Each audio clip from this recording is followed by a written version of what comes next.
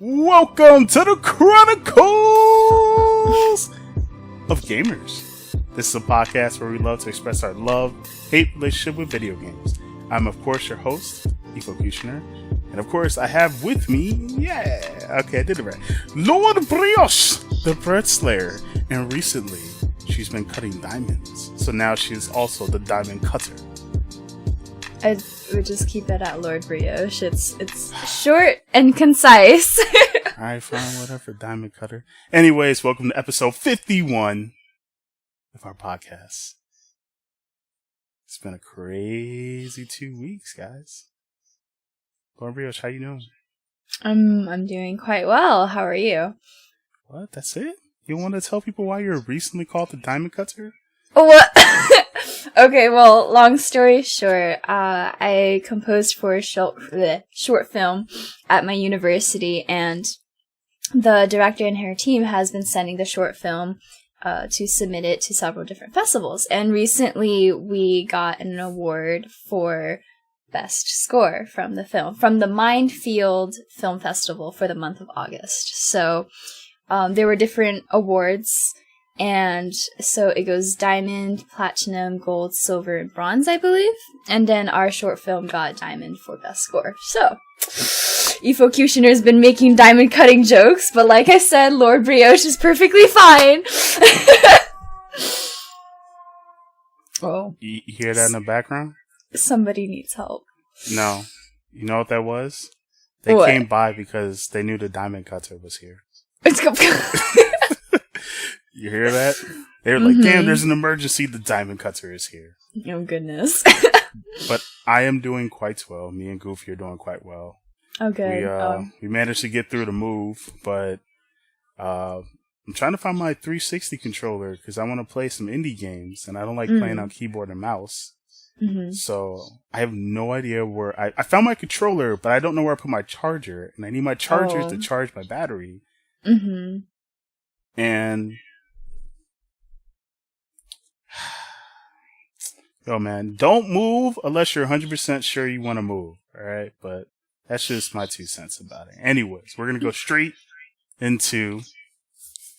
It's all about the hype! This is where I'd like to talk about any industry news, any video game news, any video game related news that we're just super excited for because it's all about the hype, man. Hype, hype, hype. And Lord Brioche, the diamond cutter. I mean, Bread Slayer. Would you like to go first? All right, I will take you up on your offer. So, recently, there has been news that the Paris Olympics Committee will be considering esports for the Paris Olympic Games in 2024. Hey, Goofy, man. Hey, Goofy. So, that's pretty exciting because at least up until now, I believe the Olympics have been, like all physical sports. In Rio 2016, I believe they had like a showcase for esports, but no events that would award medals. So the Paris Committee will be working towards hopefully implementing esports in the coming Olympics. And they're going to be talking with esports representatives and finding out more about what goes on with esports. So, progress. Esports, yeah. But Efocutioner, actually, I wanted to ask how you feel about esports being included in the Olympics, which has generally and traditionally been pretty based on physical sports. It's a sport. I mean, the only thing about video games that people like to argue is that you don't move your body, and that's not true. You move your hands. You can still get nervous. You can still get frustrated. There's been plenty of talks about this, and it's been scientifically proven at this point that this is a actual sport. Like, if you don't know, I suggest you try. I competed in tournaments. My gosh, you get just as nervous as you do playing your first NBA game, NFL game, NHL game, MLB game, freaking Mexicano football game at this point. I don't know why people want to make this a big deal about it. If you've gone back and look at the history of like how a lot of these sports became this big, it was the same freaking thing that's happening now. Everyone thought that wasn't a sport. Tennis wasn't a sport. Hell, there were people that thought golf wasn't a sport. And what the hell happened? Golf was like, well, let me show you how that shit's done. The only thing that's different about, esports is you can actually retire and come back and not have to worry. You just have to train differently. You may not have your reactions that you do, but hey, man, you can be a setup monster, and that's all you need to do to win, or just have a competent team. But I think esports is here to stay. Esports is probably the best fucking sport that anybody can play. Anybody. So, if you're not on the train, I'm gonna need you to get on it now. The bandwagon is not that full. We got plenty of space. Get on the bandwagon. We take all comers. Esports. Awesome. And would you like me? Oh, man, to okay. move us to the next topic? Let's do it. All right. So, Shadow of War. We all know this already, and I may be beating a dead horse, but man, this horse really needs to die. Microtransactions in the game. If you don't know by now, Shadow of War is introducing this little quote-unquote loot box system in the single-player portion of the game, and they're allowing microtransactions in. Yes, now you can buy these special quote-unquote loot boxes with Miriam in the game, but it seems like you might need Miriam for your system, like your gear, weapons, being able to level up. Who knows? We really don't know until it comes out, and you'll be able to get gold in game. It's looking like you mostly might need gold to buy these loot boxes. So it is what it is. At this point, you may have to put some money into the game, because I guarantee, because I'm playing Injustice 2, and if it's the same as Source Crystals, you really don't get that much Source Crystals after leveling up without, doing it multiple times for it to like finally become successful. I think it took me 40 levels for me to finally be able to, if I wanted to, level up a character to level 20. So I'm already kind of worried that Warner Brothers is going to do something like that with the gold and freaking Shadow of War.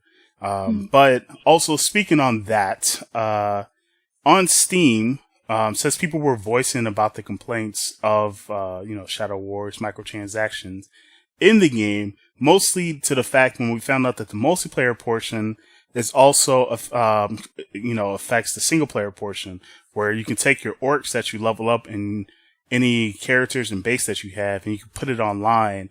And, it's kind of the same as Metal Gear Solid 5's, mother base, thing, where you can have people come and attack your base, or you can go attack other people's, bases and stuff like that. So, once we found that out, we found out that yes, the online affects the single player. So of course you have to pay to win. That's why a lot of people are worried about that. But on Steam, quite a few people went on there to voice their complaints and to say like they're kind of worried. They weren't, liking this thing. And it turns out that one of the moderators on Steam, decided to delete people's, he deleted people's messages and concerns and stuff. And he said at this point, Warner Brothers already knows we don't need to keep doing this. So he kind of made it where if you voice any more concerns about Shadow of War's microtransactions, he could ban you and he'll just delete your post. So there's been like some problems on there. And at this point, we're all just worried. We're all just worried because this is a really great game, and this game is already getting to the point where it's like, oh shit, now we have to pay to be able to get shit that we should be able to get in the game. How much of a grind do we need to do in order to get the legendary gear?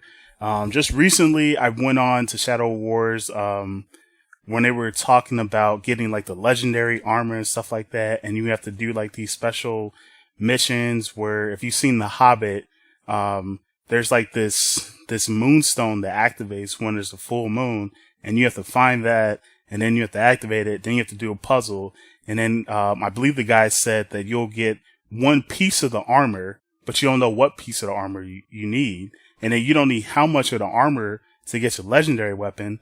the legendary armor, and then you don't even know if it's like pretty much it's kind of random, and maybe I just misinterpret what I heard, but it's just not looking good. It's not looking good. I'm just really worried. This game is great, but as you can hear by the sound outside, even they're worried too. Just like, damn, man. I don't blame you. Everybody's worried about this game because it looks like a great game, but it really seems like you may have to pay to play, especially for a single player portion game. Well, yo, man, we may have to get Snaog the Greedy. Oh, if you don't know about Snaog, man, this new character was created when Shadow of War finally went to the bullshit level. I think Warner Brothers created this guy. He is the ultimate orc. He has recently become the face of publishing. So every publisher that you see now that they just do like bullshit microtransactions or bullshit loot boxes. For example, like how Nintendo is basically hiding good portions of their games in amiibos, or how Star Wars Battlefront 2, kind of has a pay to win system with their quote unquote loot boxes, or Battlefield 1 and stuff like that. Yo, you can now thank Snaog the Greedy. He was the guy in the shadows telling these publishers, like, look, man, let's just push this stuff out. It's all good. It's all fine. People will love it. I mean, what's the big deal? It's in the game, guys. It's not a big deal. You don't have to buy it. Yo, that was Snaog the Greedy, the face of publishing. Yo, man. That's it. All I say, people, is don't support this. Like, I'm not going to support it, but I'm playing Shadow of Mordor, and I'm starting to like that. As long as I don't play it for a long period of time. I know for a fact I'm not going to get Shadow of War on this release anyways. But the way it's looking, I might not get Shadow of War at all. So, but how do you feel, Lord Brioche? What do you think? With this new, or maybe not so much new, but with this age of video games that we're in, where the video game itself can be changed, not completely changed, but, new material can be added, what with DLCs and packs and whatnot. And, like, this whole loot crate or loot box ordeal, it seems that, at least me personally, I could go either way for a game. Either just get the game, get everything, it's set and done, enjoy it as it is. Or get a game that might possibly still have more to come. But if that's the case, I'd rather for it to be like, okay, this is, here's like the original material and everything, but it's complete within itself. Any additions that come along later are like, that's what they are, additions. It's not like, oh, you can go up to chapter 10 of the story, but we're still working on chapters 11 through 20 that will come later in DLCs. So, with this whole, loot box thing and whatnot, it seems, at least to me, it seems kind of unfair, because while some people may have a lot of money to buy extra items that, yes, may already be in the game, they have a higher chance. It's like with any game where you use currency from real life to buy in-game currency. The people who have more money just have a higher advantage, a better advantage. So that leaves people who don't have as much money at a disadvantage. And when it comes to competition and online playing, it's unfair. So, I think it would be a better idea. Like, I know Overwatch has a loot crate box thing system. I think it'd be fine if they had that system within itself, but not, like, allow in-game currency, or rather having like real life currency to buy, in-game currency to buy those loot boxes. But if the loot boxes just came from like, oh, you level up, or oh, you got this award, or you finished this mission or whatever, because then that levels the playing field and everyone can get it, everyone has a fair chance. But well, would you be okay with it if it was just like, so like when you mentioned Overwatch, I know they only have like, when you get the loot boxes, it's only cosmetics. It's only just for looking pretty. While everyone else is starting to try to push the envelope and be like, well, yeah, we have cosmetics in there too, but we can give you XP boosts and better weapons and better armor. And it's like, why are you trying to push the envelope on something where we're already okay with just paying for cosmetics? Because if you really care about the game, you're going to care about what you look like. That's just a given fact. But it's like, you don't need to pay for the game in order to get a better character in order to play the game. Like, that's where I'm kind of like, you don't need to do this for this game. Like, if you want to do that for the online portion, then, you know, maybe that's fine. But since the single player affects the multiplayer aspect for Shadow of War, I'm kind of like, well, that's where my limit is. Like, if it was two separate entities, then I can be like, okay, I'm fine with, you know, if you play if you just take your characters, but they're all level 1, and you don't have to lose your characters. Like, if you do the Shadow of War portion of, like, the online mother bases and crap, and you can, and you lose your orcs that are also part of your single player portion, that hurts. Like, that really hurts, because it's like, crap, if I don't want that to happen, I really do need to pay to get the best armor and stuff in order to hop online. I'm like, that's the portion that we don't like. Like, if you just separate the two and be like, okay, you can take all your characters, but you're just making clones of them, and they're all going to be level 1, and then you have to play against other people in order for this to happen. But if you lose, you don't lose anything from the single player. I might be okay with that, but, you know.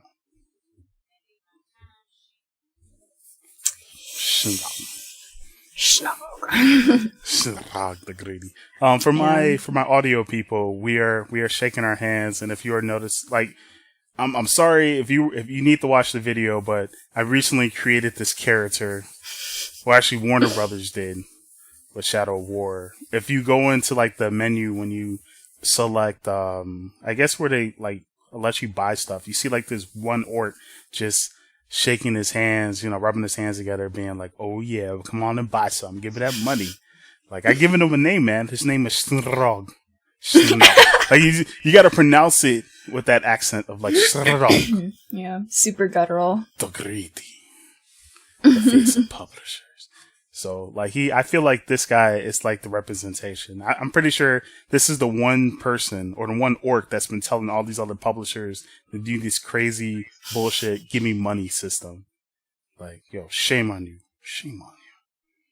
Because at this point, it looks like publishers just want to, I don't know, I'm done. I'm done talking. Lord Real go. So, this is sad. Just sad. So, speaking of... Don't support it. Speaking of additional material and games, of course. So, my next topic is about games and how there's not really a best time to play video games anymore. So there's an article recently written about this, and because of how games have been coming out, and I mentioned this just a little while ago, what with DLCs and constant additions to the games. You can play a game when it first comes out and enjoy it at that time, or you can wait, maybe like you don't have the money at the time and you want to wait for a sale or something, but by the time you get it, things may have changed, whether through patches or whatever the case may be. Man, see, there's the warning sign. Yeah, see, like, no! So, actually, yeah, like, I experienced this firsthand, with Destiny when it first came out. So when it first came out, it was great. Oh man, I love that game. But as more changes started happening, my friends and I, we grew more disheartened and more disappointed because they were changing the ways that drops were happening, like for gear and whatnot. They were, I mean, like, it's kind of fun to find loopholes in the raids and whatnot, but they started patching those up too, so you couldn't, like, cheat. And actually, I was a part of a clan named Bungie Rex Destiny. And because we were so adamant about, like, hey, why are you guys doing this to this game? It was a great game, but after all these changes. So, after I forgot the exact name, something like Wolf or King, I'm not completely sure, but after the first DLC came out, I didn't play anymore. Just because, I don't know, it lost its charm. But that's just me, who knows? It might be amazing now, and I wouldn't know about it because I haven't played it for a while, but... Neither would I. So, the article also talks about why retro games have such an appeal, because, you know, it's... you have all of the game there. Yeah. The entire game is right there. It is as it is. And you don't have to expect any, like, sudden change. Or maybe not sudden changes, but any changes at all. And you can enjoy it from beginning to finish. So, what do you think about this process of how games have been coming out? I think this is why the SNES Classic that Nintendo is doing so well. And why Sega, who already has, like, 5 to 6 different, like, mini console iterations, is doing another one. And I think they're charging like $40 when you can just go to like a thrift store or something and buy it for like $10. But yeah, man, everybody, I'm tired of getting my game. Then I got the day one patch. Then if I play the game, I may have to worry about another patch coming in like a month or two. I mean, this shit's just tiring. Like, but once again, we kind of let this stuff happen. It's the same with microtransactions. The same with season passes. We don't. I myself sometimes, like, I didn't boycott. Like, Final Fantasy 15 had like well, it didn't have like a super huge one, but it had a day one patch that just made me be like, well, I guess I can be okay with it. Cause I really wanted that game and I really wanted to play it. And I was just like, whatever. And so, like, I do have a limit. Like, there are certain games I'll be like, oh, cool. I don't mind waiting after you do this, you know, download this day one patch. But, I think that's a horrible mentality for me. And I know I'm changing that myself. So I damn for sure better not see no Kingdom Hearts 3 having no day one patch. Oh my gosh. Shit. Like, you telling me I get the game, then I gotta wait like another 5-10 minutes afterwards? 16 hours! No. I want that shit, but yeah, I can understand. There really isn't a best time to play it. Hell, No Man's Sky just recently is getting another huge patch, and supposedly you might be able to talk to other people and stuff. So, you know, I'm impressed that they're even doing patches in that game. But this also affects reviews too. So I can go on a huge rant about this, but nah, it sucks that we're looking back in the past, but that's why Crash Bandicoot Insane Trilogy has done so well, man. They literally just remade a PS1 game. Speaking of old games, Capcom accidentally revealed its entire esports plan for Marvel vs. Capcom Infinite on YouTube. Oops. Yeah. So someone in Capcom, you know, sparked up again and released the whole entire business plan. But in all honesty, it looks pretty solid. It looks like if you got the money to run, you know, a fighting game tournament, esport Olympics. So if you got the money for it, you may be able to run your own tourney. And it looks like if you play Marvel vs. Capcom Infinite and you end up being one of the top 14 people online, that can get you into a tournament spot as well. So it's like you can also compete offline, but if you compete online and you grind for a few months, you may be able to compete for some serious money. So I mean, that's not bad. That's something that I wish they did with Street Fighter V, and I would say Injustice 2 should do that too, but Injustice does it perfectly with the ESL, and then not only that, but the Tournament of the Gods, where you can just, you know, put yourself in for free in both of those things, And then, of course, the GameStop tournament that they're doing, but that's wrapping up. But, it seems like Capcom's getting their stuff together for the esports portion of Marvel vs. Capcom Infinite. This will probably be the last time I say anything positive about this game until it actually comes out in September. But yeah, I got the links. The video is gone, but people did some pictures. They snapped it up. So if you want to take a look at it, go ahead. Kudos to Capcom. I see how they are now making money from Street Fighter V, because if this is like a good indication, whatever. I'll let you go, Lord Brioche. Unless you got something to say for Capcom, sparking up.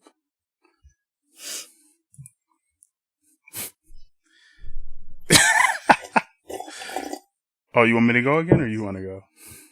No, I was just being cheers. Cheers, Capcom. Cheers for not fucking up for once. Well, actually, no. Someone did spark up for once. Alright, so, oh yes! Okay, so 2018, it's gonna be a lit year for Persona fans. So Persona people, prepare. We've got Persona 3 and Persona 5, they're coming out with dancing games on the PS4 and PS Vita. I've never personally played the games, but I've watched my friends play, and it looks pretty interesting. The only dancing games I have played were Just Dance, but I mean that's a totally different type of game. But anyways, yeah, dancing games. And dude, all of the Persona soundtracks, they're amazing. So it's awesome that they're making dance games to go along with the soundtrack. And let's see. Oh yes, we also have the Persona animation for Persona 5 coming out next year as well. So I know a lot of people are like, oh, there has to be an anime for it and whatnot. And I know my friend. Okay, shout out to my friend Mia. She's super crazy about Persona and Persona 5, especially. I've never played the game, but I know everything about it because she told me everything. She showed me videos, she told me the story. So I know it without playing. Yep, pretty much. But that's okay. I appreciate her enthusiasm very much, and I know she was definitely looking forward to the animation as well. So, however, there hasn't been any word on whether or not there will be localization for the western part. Let Funimation have it and let them go wild. Yeah, so hopefully they will, because that'd be nice, but I guess we will see when the time comes. Congrats on Persona, man. I know that game's really popular. Mm-hmm. I need to finish Persona 4 because it's actually pretty funny and fun to play. Anime. Speaking of anime, did you know that in Friday the 13th, yes, Friday the 13th is an anime. If you don't believe me, I want you to watch the one where Jason goes in space. That's as anime as you can get. Anyways, and Friday the 13th, the game. Did you know that the real killer isn't Jason, but Goofy? Your teammates. Dun dun dun. Trust no one. Trust no Donald. But but trust no one too, man. So on Kotaku, there was a very interesting interview that basically this one player. Let me make sure I get his name right. Let me find this guy, because I think it was Shadow something, but his name was Solid Snake 7. I want to make sure I had it right, because I accidentally called him Shadow. But this guy did an interview on Kotaku, and he talks about how after he reached level 50, he got so, I guess, bored playing the game, he wanted to find an interesting way of getting himself, to come back and keep playing it. So he was like, every few games, I'm going to kill my teammates. And I'm going to make it super hard for Jason to be able to kill everybody else. And once I get done killing them, I'm going to, get out of there and Jason won't catch me. So, and he talks about how he manages to get away with it. So it's interesting. And supposedly this is now becoming a thing where more players, if they, once they reach the highest level, they'll just start killing their teammates. They'll start helping out Jason without helping out Jason. It's it's no longer, you would think, in Friday the 13th, you would think like, all right, if I'm level 50 or level whatever the highest cap is now, let me try to actually kill Jason, because that would be the challenge, right? Killing Jason. I mean, this man took down a whole entire like space station by himself. So I mean, you would think like, yo, let me try to kill Jason, but nah, man, they're like, let me kill my teammates. Let me kill these counselors. The game has evolved. Oh gosh, don't say that. The game has evolved. Feel sorry for those people. So if you're playing Friday the 13th now, I'm not going to play it yet. But I do want to play it. But I'm going to be pissed as hell if my teammate kills me. I'm going to fucking find him in game. And I'm going to kill him in game. Even if he is level 50. And then I'll let Jason kill me. True story on that. Be on the lookout. Alright. Lord Brioche. Alright, so, there are 10 video games that have gotten kind of weird name changes when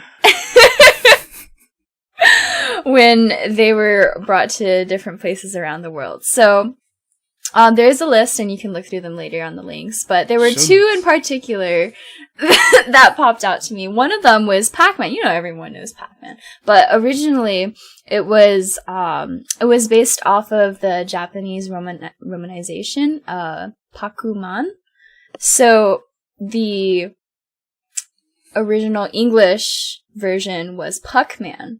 But there were concerns that arose because, and you can see on the original arcade machines that it says Puck-Man, and the concerns were that it can easily be vandalized, and the Puck portion of the name could be changed to the other 4-letter word that we are all so familiar with. So they Duckman? Yeah. No. So they changed it to Pac-Man, and the more you know.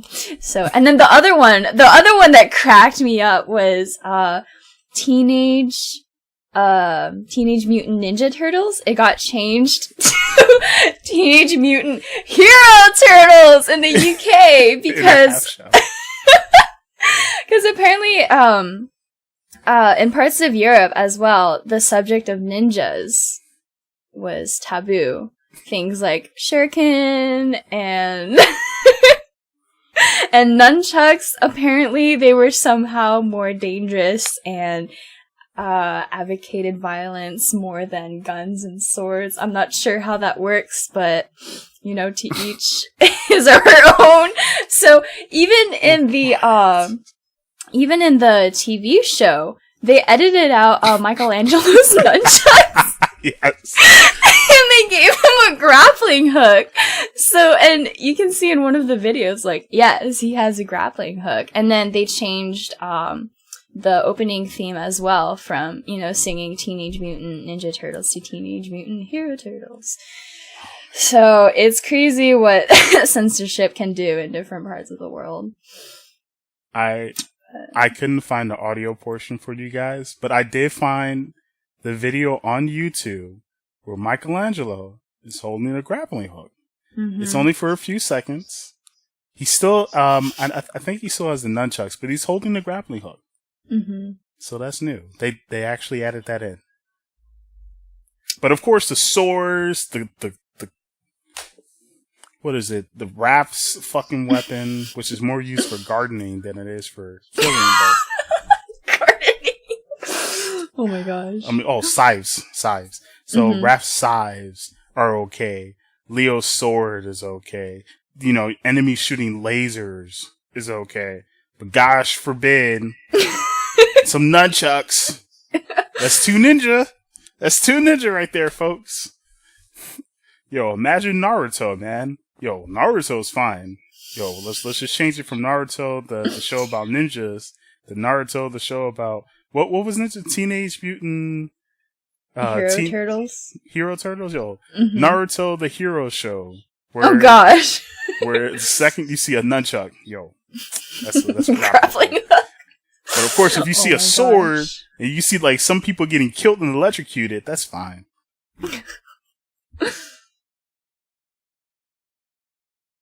What the duck is wrong with people, man? What the duck is wrong with people? What the duck, man? That's great. Alright, last thing, man. Nintendo! Speaking of ducks, because they don't have their duck in order. Nintendo World Championship is returning this year. Esports. It's coming back since 2015. I believe it'll be starting, let me double check. It's starting August 19th in exclusive cities. So as far as I know, this is on Polygon. It seems that it will be in certain Best Buy stores. And so far the cities are New York City, San Jose, California, Chicago, Los Angeles, Minneapolis, Dallas, Seattle, and Miami. The qualifying matches seem to be, for right now, Mario Kart 7's time trial mode. And competitors age 12 and younger will be able to play Luigi's Mansion track. And then for us, 13 and older, we'll be playing Bowser's Castle 1 as Bowser with the same card configurations. And then whoever wins that will be going to New York August 7th for the qualifiers, and then it may just wrap up at E3 like it did in 2015. So, esports, sort of, because Nintendo's not really esport. Well, it's still competition. Yeah, that's true. So, that's cool. That's really awesome that they have a bracket for the younger generation as well. So, Lord Brioche, you competing? Yeah. Get me in on that Bowser. Get you in on that Bowser? I think I'm Mario gonna Kart. too, man. Awesome. But I'm more training for Evo and Injustice too, so I'll still compete. Anyways, though, like, Lord Brioche, do you have anything else before we wrap it up? I believe that's it on my end. Okay, that's it on my end too. I don't want to duck anything else up. In the meantime, we're going to take a small break. I'm going to get some nunchucks. Practice that since I'm a real ninja. But we will be right back with the next topic. So, stay tuned. Welcome back, everyone. And for our next portion, we will have Sound Test, where we talk about any video game music, any video game soundtracks that we enjoy or really, really, really like. So today, I have 2 soundtracks for you guys. One is from Rhyme, and the composer is David Garcia Diaz. And if you enjoy orchestral music along with like maybe a vocal melody, this is the soundtrack for you. So personally, I really love orchestral music. Rhyme's soundtrack, oh my gosh, it's so beautiful. And I saw, you know how YouTube has this like recommended for you. So I clicked on it, and wow, I do not regret that decision. Actually, I kind of want to play the game now because I listened to the soundtrack and I want to see how it all, combines together. So, and the game actually looks really interesting too. So, if I had to pick one track from the list, though, the Song of the Sea, and it's also like the first, well, at least if you go on YouTube and you look up Rhyme OST, it's the first one that plays. And it kind of, for those of you who are familiar with Princess Mononoke and Joe Hisaiishi's style of composing, the Song of the Sea track, it kind of reminded me of the main theme from Princess Mononoke. So I think that's what like initially pulled me in, because I thought, oh, this is cool. So, Bruh, I didn't even think about that. Yeah, it's pretty cool. So it gave me a similar feel, and I wonder if maybe the composer was inspired by Joe Hisaishi, or maybe if the composer that's just his style. So who knows? But I definitely will be looking for more music from that composer because his writing was gorgeous. I love his orchestration. So, and then the second soundtrack that I have here is from Hollow Knight, and it's composed by Christopher Larkin. So what I really enjoy about it is it has a good mix different genres. It's got some nice battle music. It's sometimes more on the whimsical side, and there's also some more like somber tracks as well. So it's interesting. The thing I love about listening to game soundtracks is that if you listen through the entire album, you can kind of hear the journey of like what's going on, and you can hear the story as it progresses. So sometimes, not all the time, but sometimes. And I heard that in both the Rhyme soundtrack and the Hollow Knight soundtrack. So I'm wondering, like, oh my gosh, you know, like, what's happening at this point, or what's going on here when the music, like, rises and whatnot. So, but let's see, for Hollow Knight, if I had to pick one track, it would be City of Tears. So, if you want, give it a listen. Do I need tissues? Hopefully you'll enjoy If it. I listen to No, you will not need tissues. Or at least I hope not. I mean, everyone's sensitivity is different, but... Okay. I'm just asking, you know, because I know Goofy likes to cry a lot. It's not even that serious. I got you, man. It's not that serious. I mean, I got like a towel hanging back there too. Why would I need a towel? It's not reality, man. Oh my gosh. I say I cried one time playing the dang indie game. Next thing you know, I can't say I need tissue. I don't have a sound test. Oh. But we're going to skip the commercials again. And we're going to True Story, where we talk about video game news. I mean, not video game news. Why did I say that? Video game stories that you have. Damn, see, look at that. I confused them both, man. Look, you already know what True Story is. We brag about shit. Because we want you to play the games that we brag about. True Story. That's what it really is. That's what True Story is. Oh. Sounds like a shameless story. No. You just lost your turn. I'm going. Okay, Goofy, please, feel over. free. That's fine. Feel free. Alright, so I played some Injustice these past few games.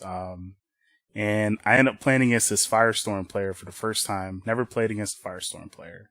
But I kind of knew some of the tricks, you know, Molten Trap, EX, you get captured full screen. Anyways, this guy really surprised the crap out of me because he was just going bananas. He was going ham. He was going, like, it wasn't a good way ham. It was like, I have no idea why you're doing all this crazy shit, but it was working. My gosh, was working. So he took my whole health bar. I think I hit him like twice. And then he hits me with like wake up, like this flying move where he's just like, Firestorm just flies full screen. He's like a huge fireball. And I'm just like, what the fuck is going on? So at this point, I'm like, all right, man, I get it. I had to download complete. I was like, next time I knock you down, you're going to wake up reversal. You're gonna go full screen, shoot a fireball. I get what you're trying to do. So I was like, you know what? I was like, Goofy, crank the Guile music. And he's like, okay. So Guile music started playing, and I was like, you know what? Fine. I'm gonna knock you down. Sweet. Then you know what happened? He woke up reversal. So then I punished the reversal, and I did like a beautiful swag combo. And then I knocked him down again. Then he woke up reversal again with the fireball thing. Guess what happened? I punished him again. And I just like took his whole health bar. By the way, for those that don't know, Flash does 400 plus damage with one bar. He's a heavy hitting character. So it only took me 2 combos to come back. And then afterwards, my health was like this much. He had a full bar of health. So you know what? I had him close to the corner. I'm doing... Once again, punish him in the corner and stuff like that. This guy's got full bar, and guess what happened? I didn't think he was going to do it, but he woke up reversal again, got himself mid-screen. So I was like, alright, cool. I'm going to let you shoot your fireball. But you know what he does? He does Molten Trap, but I block it because he did the ES version. Then he does it again. Then you know what? I dash in, RMS stance, get him, knock down, punish him again, punish them again. And I had him into the corner. And guess what I did? I blocked. And he woke up reversal. And I won. Oh! Dude, that's awesome. Yeah. But you know what I said to myself? I was like, I didn't learn a damn thing playing that game. No, I don't need tissue. True story. I don't need tissue. Oh. I don't have an air horn, so I thought I could use why not my just get your phone? Why didn't you dust off to what celebrate your victory. What about your phone, Lord Brioche? Oh, you right. Yeah. I don't know where my phone is right now. You was gonna do the air horn. You could have just.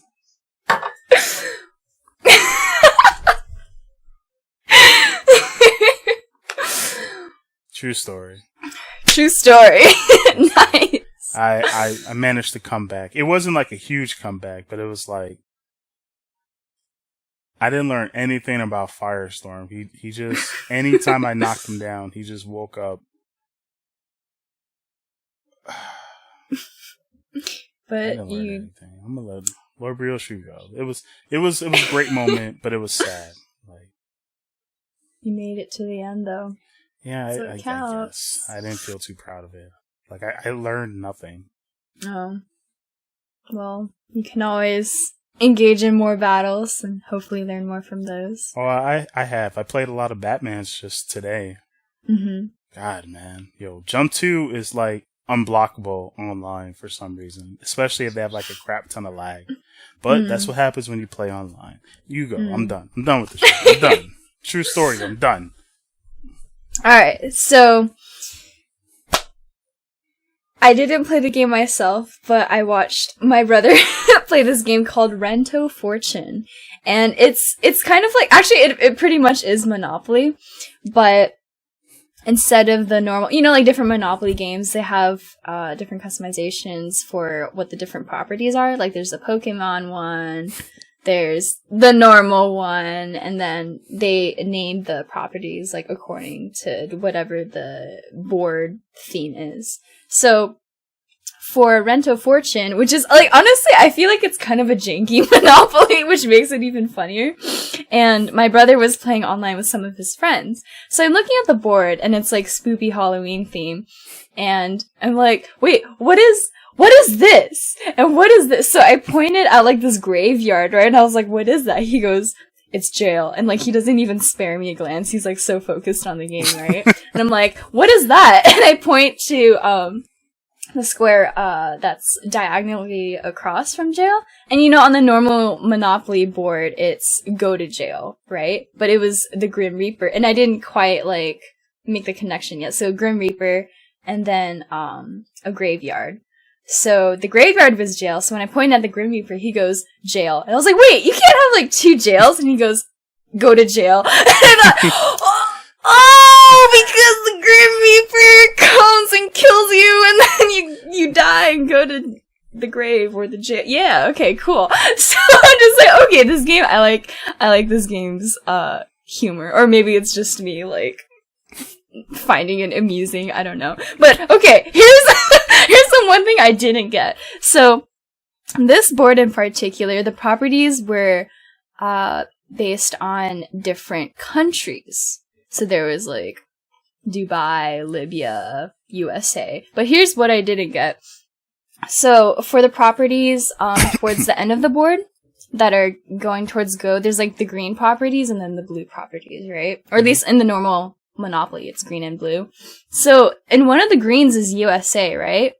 But then in one of the blues is Hawaii. And I looked at it and I thought, Isn't that that's part of the US? Is it? Yeah. Is Hawaii not a part of the US? And my brother turns around, he's like, and then he just goes back to playing his game. I'm just like, what is that supposed to mean? He's like, I'm trying to play, man. Why are you questioning the game? So, but like, I don't know,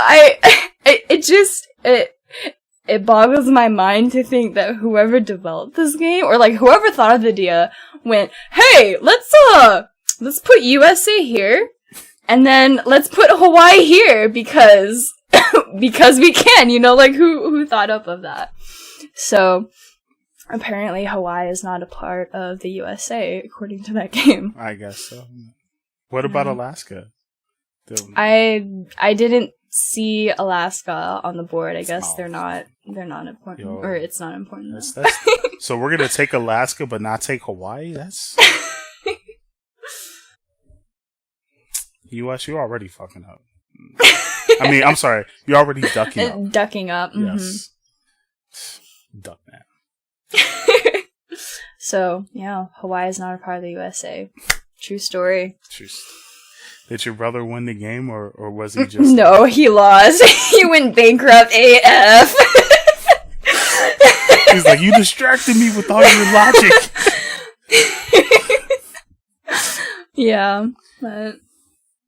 You know what would have been funny? Is like, if they had a portion that said the EU, and then another portion that just had London. Because London's out of the EU. Oh, dude! That would have been great. Oh, that man. That would have been hilarious. But of course, we'll take out Hawaii. Because goodness forbid, it's not like the U.S. need a warm place. Mm. That is so... I'm going to take a break. We're going to take a small break so I can process why the hell Hawaii isn't part of the... Look, man, stay tuned. All right. Hi there, guys. Welcome back. And unfortunately, it's that time of the show where we have to say goodbye.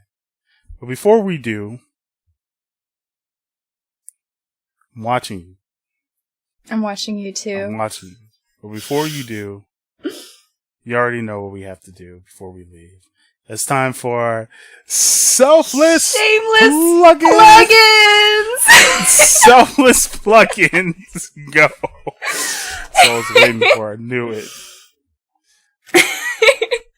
Okay, so well, I'm on Twitter. I don't go on as often as I should, but Lauren_some at Twitter.com. And let's see. Oh, right. So earlier I talked about the Minefield Film Festival. So shout out to the director of Releve, which is the short film that was created. The director's name is Desiree V. Castro, and shout out to her team as well. They were wonderful people to work with, and we only got best score because the short film was created in the first place for me to be able to score to it. So, good job, guys! Congratulations! Yeah. And you can also check out my IMDb. It's not very organized because I have like 4 different credits like spread out, so I need to somehow compile them all together. So it's not like, oh yes, there are several different Lauren Foms. But I mean there are, but the composer, at least as far as I'm aware, there is one Lauren X Fom composer. So hopefully I can get that sorted out. But those are my shameless plugins. Selfless plugins.